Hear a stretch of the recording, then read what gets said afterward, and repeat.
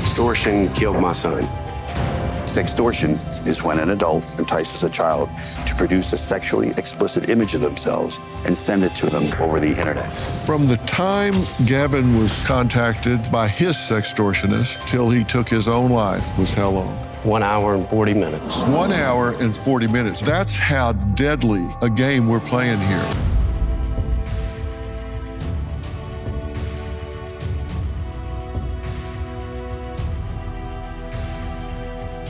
America, we have a problem. Our virtual borders are being breached, and our children are under attack. There is a dangerous and silent predator out there, one that is entering your home without your permission and threatening the well-being and, in the most extreme cases, the lives of your teen boys. Tonight, we're exposing an alarming and growing trend, one you probably have never even heard of, one that is specifically targeting your teenage young men, sextortion. Sextortion is when an adult coerces or entices a child to produce a sexually explicit image of themselves and send it to them over the internet. Once the offender gets a single image of a child, typically they'll use that image to coerce the child to produce more and more under threats of sending that image to friends at school, names on a contact list, or even the parents. Any child can be a victim of this crime, whether they're on the honor roll, whether they're a star athlete, boys or girls, but we have to encourage them to make smart decisions when they're online. The rise of teen boys being sextorted is a dark reality in which predators are cashing in on the stage of their brain development, their lack of real-life relationships, lack of impulse control, parental ignorance, and most importantly, the deterioration of the American family unit. That's right, I said it. These evil and relentless predators have figured out a way to take advantage of our society's weaknesses to prey on and, in the most tragic instances, murder our young men. How? Well, let me tell you, these days, nuclear families are more disconnected than ever. It isn't that the parents don't love their children, of course you all do. But families have stopped eating dinner together, stopped having game or movie nights, and family discussions are often just non-existent. And when families do spend time together, it seems everyone is buried in their phones or their iPads or laptops. Sextortionists are determined and remorseless. So parents, put your phones down, gather your family together, hold them close, and listen up. Because what you learned tonight could save your son's life. Now, Tim and Tamia know exactly what these evil predators are capable of. My 17-year-old son, James, was a wonderful child.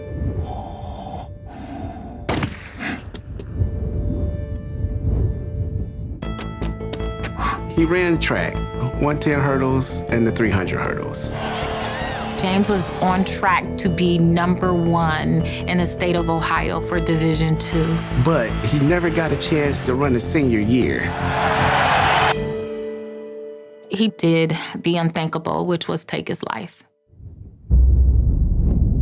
On November 18, 2022, a young lady contacted James on Instagram, asked if he wanted to see her topless, and his answer was yes.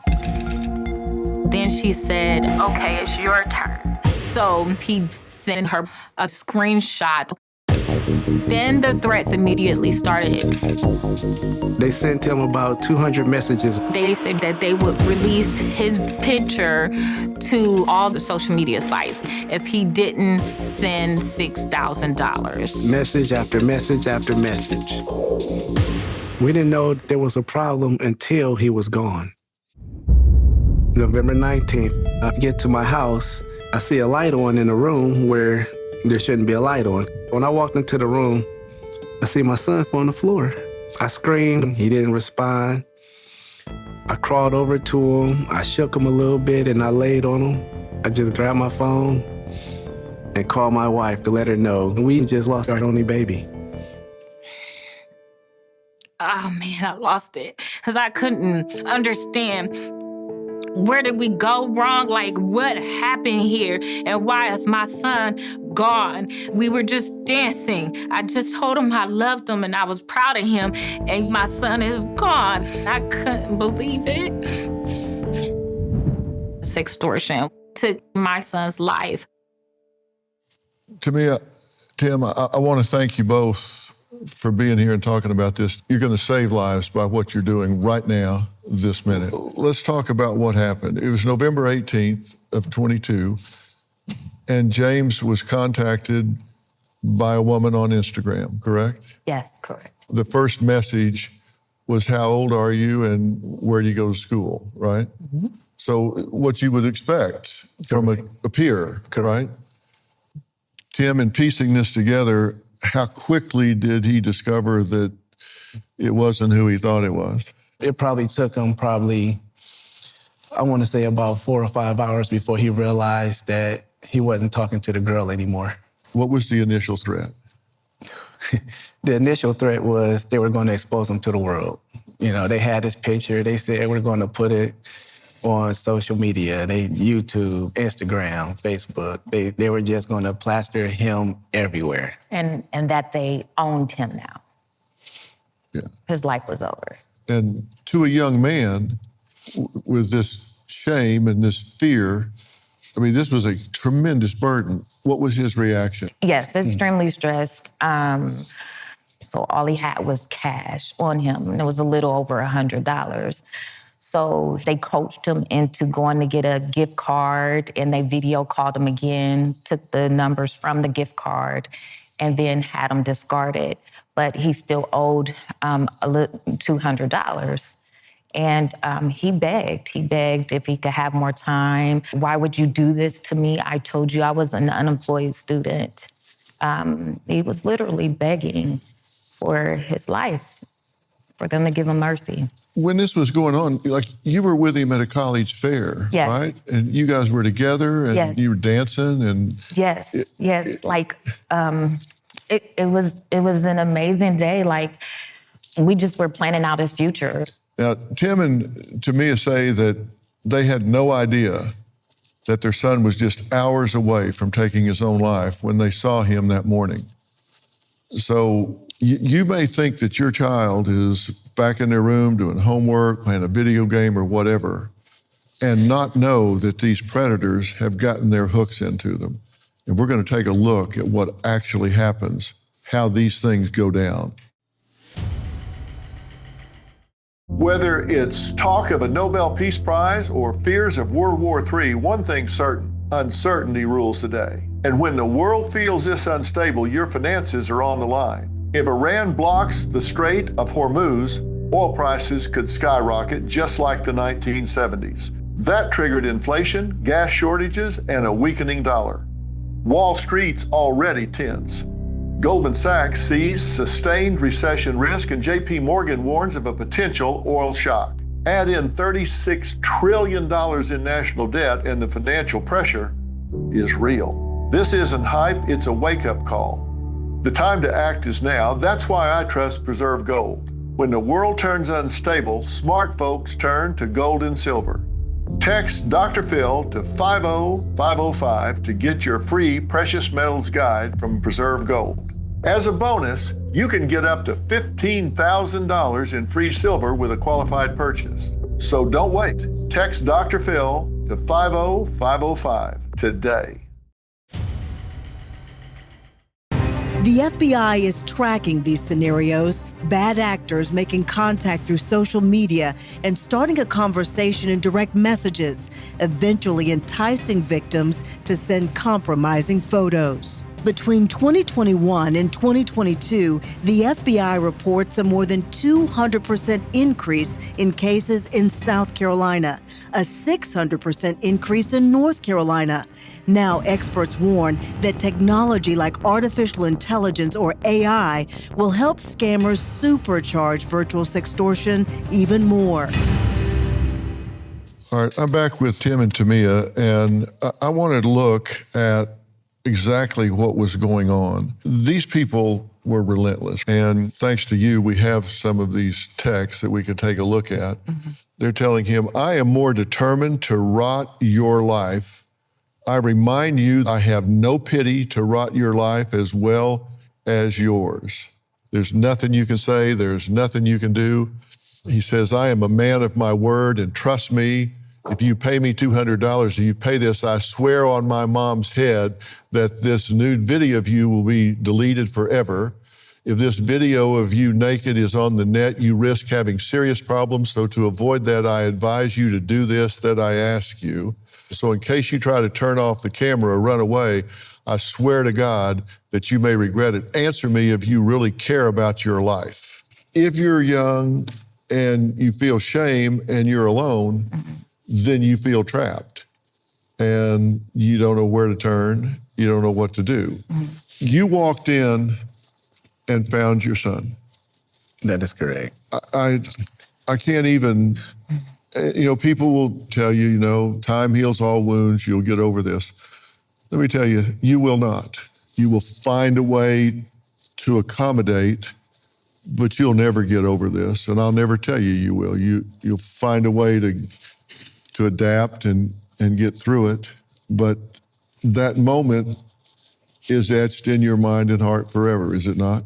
Oh, yes, most definitely. I was told that time heals all wounds, and my response to that is it doesn't. There's a hole that'll never be refilled. That part of me is gone. Tell me about the phone call when he had to tell you that.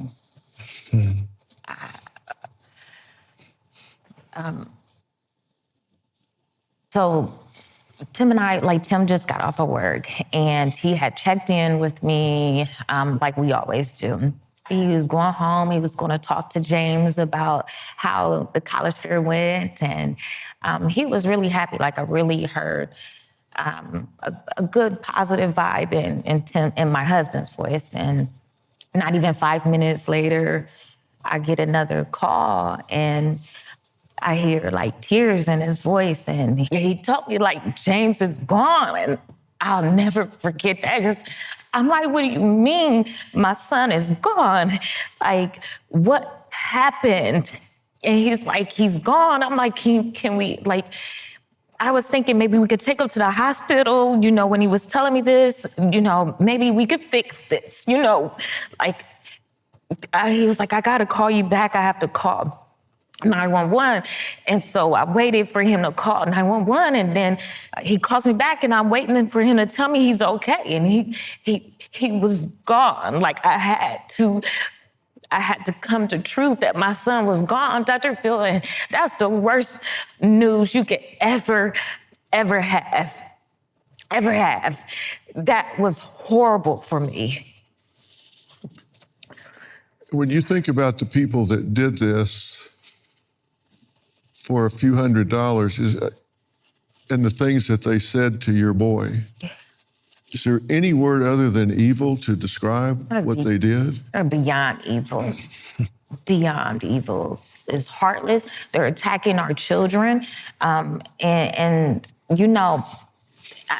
thought kids were off limits, and they're not. It's how these grown adults are manipulating our children, are attacking our children, are insinuating and instilling suicidal thoughts into our children.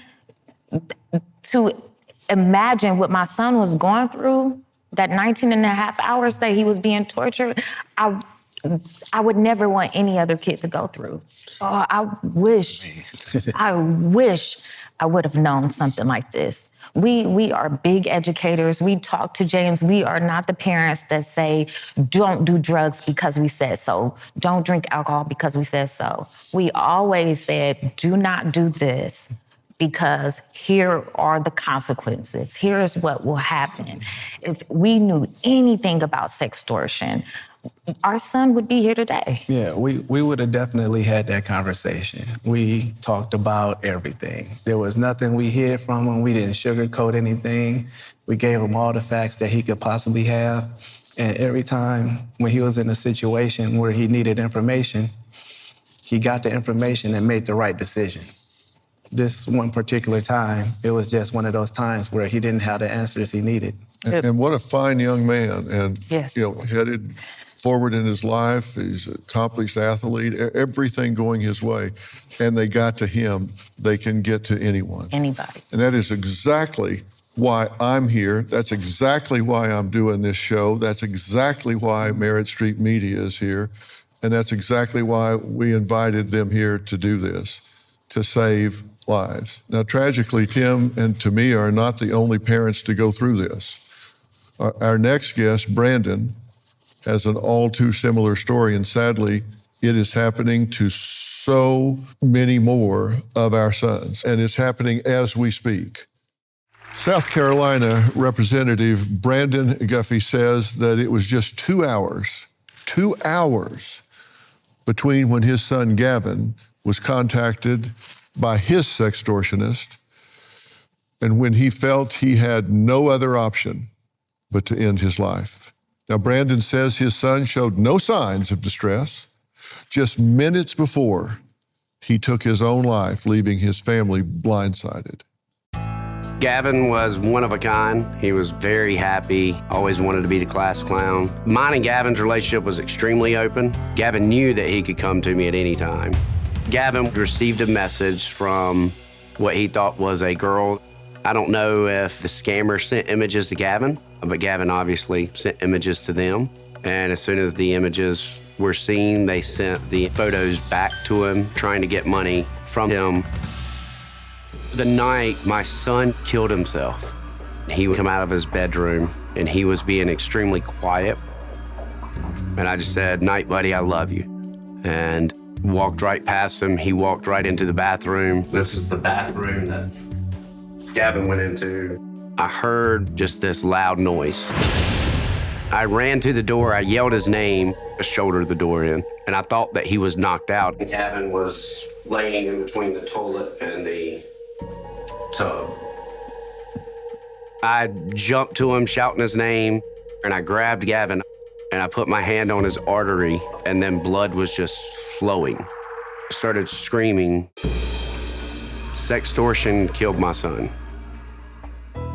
I was filled with just so much rage. It is the worst feeling in the world to lose a child. You feel like a failure.